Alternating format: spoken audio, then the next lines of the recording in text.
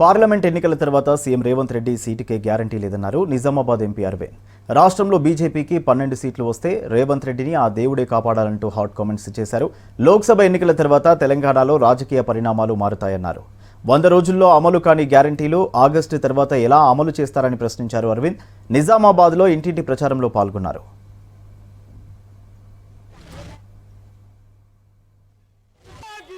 భారతీయ జనతా పార్టీది తెలంగాణ వ్యాప్తంగా నిజామాబాద్ పార్లమెంట్లో కూడా మొదలైంది. అది అందరూ కూడా మే 13 నాడు దయచేసి పోలింగ్ బూత్కి వెళ్ళి పెద్ద స్థాయిలో నరేంద్ర మోడీ గారికి ఓటేసి మనము ఆయనకి ఆశీర్వాదం ఇద్దాము. ఆయన ఫ్యూచర్లో చేసే పనులకు కూడా బలాన్ని చేకూరుస్తాం. ఆయన ఆగస్టులో అమలు చేయడు, ఆగస్టు దాకా ఆయన ఉండడు అంటారు ఈ మీడియా ఛానళ్ళన్నీ. ఆగస్టులో అమలు చేస్తా, 100 రోజులు అమలు చేస్తా, డిసెంబర్ 25కి చెరుకు ఫ్యాక్టరీలు తెరుస్తా, 6 గ్యారెంటీలు ఆగస్టులో అమలు చేస్తా.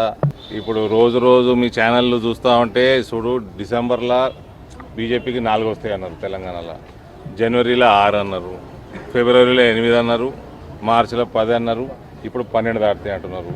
ఒకవేళ 12 దాటినాయా రేవంత్ రెడ్డినే శ్రీరాముడే రక్షించాలి. ఇక ఆయన స్థాయి, ఆయన కుర్చీని. ఆ కాంగ్రెస్ పార్టీ చరిత్ర చూసుకుంటే